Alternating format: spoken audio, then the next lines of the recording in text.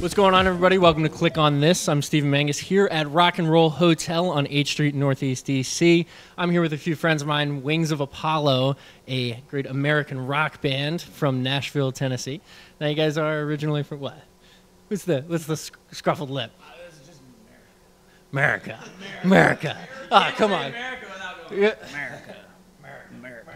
No, I mean, that's how you guys would classify yourselves, right? American rock? What would you say? Well, how would we classify our music? I think that we are a combination of blues, world music, and symphonic orchestral music. Believe it or not, that's the truth. Yeah, I really. Okay, then color me wrong.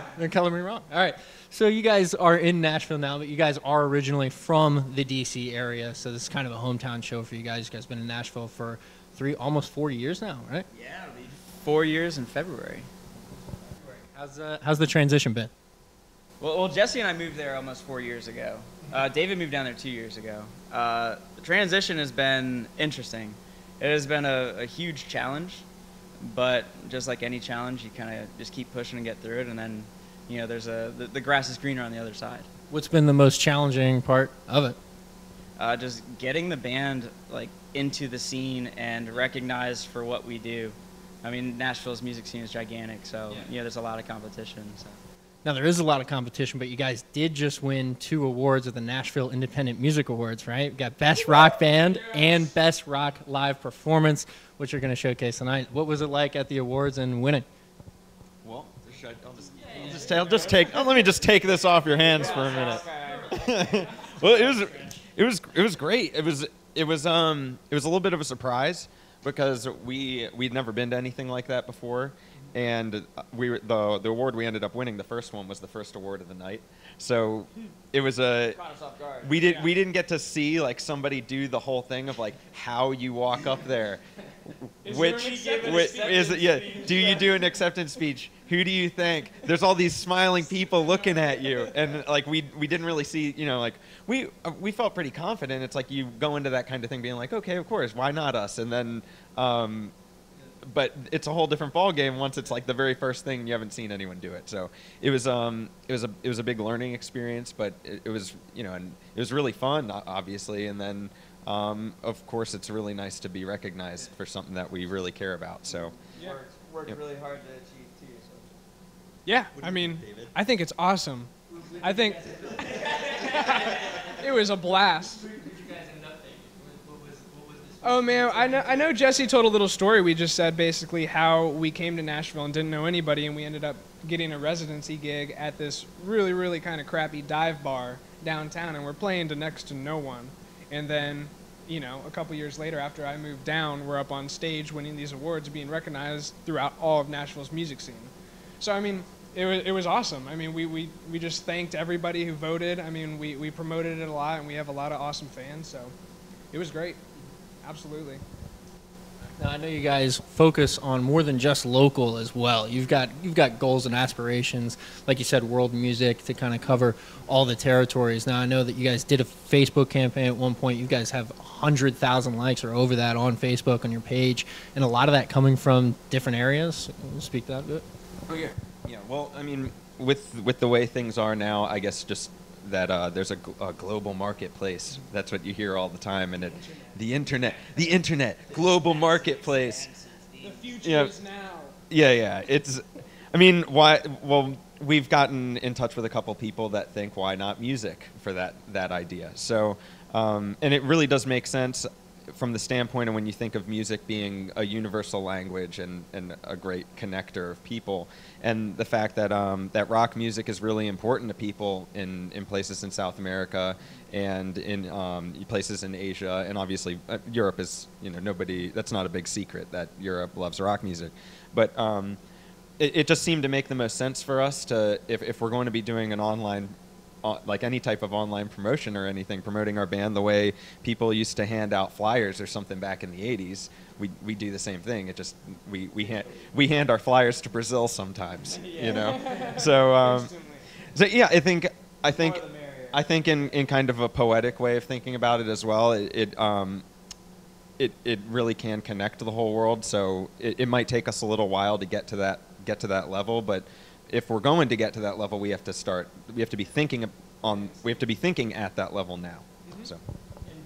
For the most part, from what I can tell, these aren't just people that have just hit like on a Facebook page kind of half whimsically. You've heard feedback from people in Brazil and other places, right? And seen fan pictures when they get translations by Bing. Yeah. I mean, we get people from Indonesia commenting, and it's like a completely different script. So it's like, how do we know what that means? But then, the whole translation thing on the comment, Facebook comment or whatever, helps us see what they say. And normally it says, "I love you guys, you're the best," right? That's pretty awesome, yeah. I usually try and write back to them using like Google Translate or something like that, but it's like your syntax is all wrong, so you're like Google does not translate idiomatic phrases. So you're getting you think you're being really suave and worldly, but really you're like you're thanking them at like a second grade level. Thank you. But I'd rather do that though than just have it not then be ignored, because we want to connect. It's just we're bridging the language gap. Yeah. So the newest thing for you guys is kind of the new EP that you guys just came out with. Kind of coincides with this concert a little bit too. And what can we look forward to on the new music? What kind of direction are you guys headed, and what's kind of your favorite part about this EP that you want people to hear? About the most recent work. Yeah, okay. This is an EP release party. So basically, this is the first time we've come home and released this material. It's been out for a couple months now, but this is the first introduction to these fans. Actually having the physical EP. Yeah. But what we really want to know, David, is what do you think of the musical statements on the Byforce EP? Oh, man. I absolutely had a blast recording this. We definitely challenged ourselves with this. It's only 5 songs, and we worked with a new producer this time named Malcolm Springer. He's done a lot of our favorite bands from the 90s, so it was a really awesome experience to be contacted by him and get into the studio with him. But as far as the song goes, we kind of went all over the place as far as trying to diversify each song, and we recorded it all live, and to keep the vibe there and to be honest with ourselves and everything. So as far as like my favorite song in the EP, I'd have to say the song "The Water" that we did is kind of Pink Floyd inspired, and it kind of is our first jam that's caught on tape, and we really pride ourselves on being able to jam as musicians, so it was cool to be able to record that and now release it. So want to hear about the new music we're going to do? next. Yeah. Well, we're going to be going back in. Malcolm Springer, the man who produced our most recent effort. We've now since become great friends with him. So we're going to be recording with him again. I think I'd just tentatively sometime in the winter.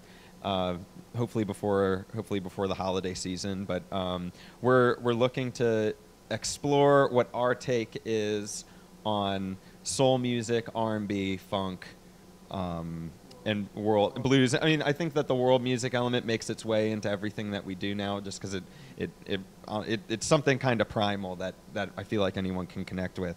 But we wanted to get our soul groove on a little bit. I thought like we're just listening to a lot of things like Motown, and I've been listening to Stevie Wonder a ton. And which is, I think, will be a bit of a surprise for anyone who listened to the most recent stuff. Yeah. Or, the most recent stuff, I was listening to things like, Chris Cornell and Robert Plant from a singer standpoint. And in this case now, I've been listening to like James Brown and Stevie Wonder. So it's like, it's different flavors, and it's going to be our own take on these things. And I think that it's just the natural place of how we like to make music right now. And it's just the most logical thing for us to do. So,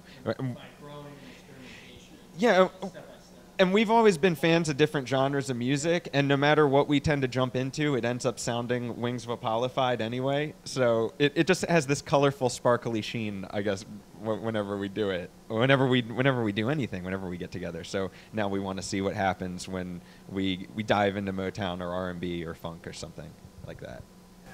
I'm excited to see what happens too. That sounds like a lot of different influences, a lot of cool stuff, different direction. That's going to be exciting. You said this winter you guys are going to start recording that, so aiming to this winter. All right, it should be fun. But the current EP is out now. Where do people find that? Obviously, we talked about Facebook, but they can find you on more places than just that. I'm gonna give this one to David to colorfully plug everywhere that Wings of Apollo can be found. Because we're everywhere. Well, everyone, listen up. We just released a new website, wingsofapollo.com.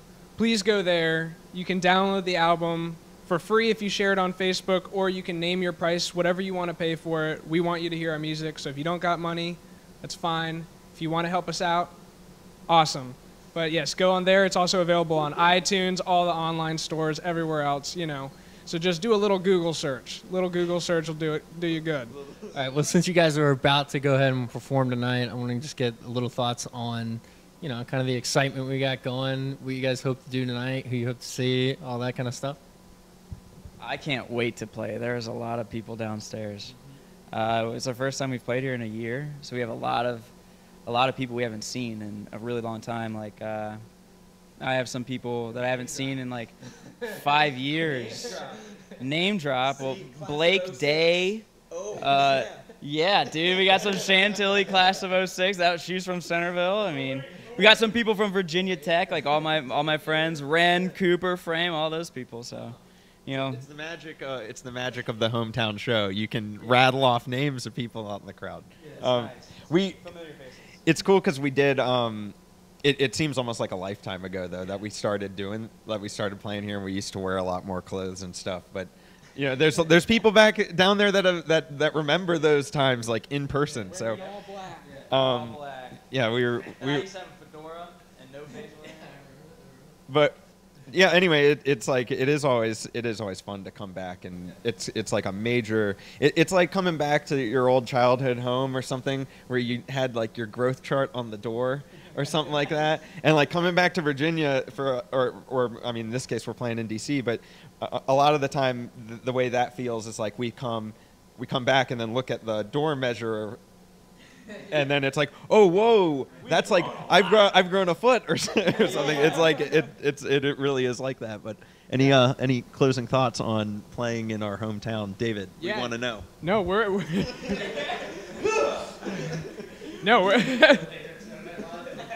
no, we're super excited. We're playing with some a band we've always wanted to play with, some of our friends called Albino Rhino.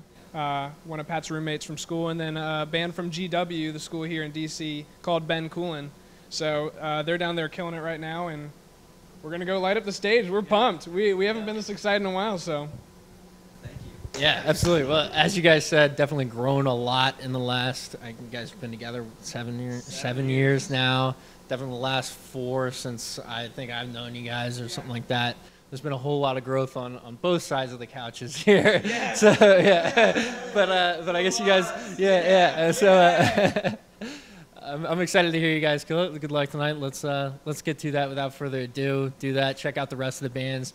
I'll go ahead and throw it to a clip that we captured tonight, so you guys can give them a listen for yourselves too. Yes. All right. Thanks for watching. Click on this.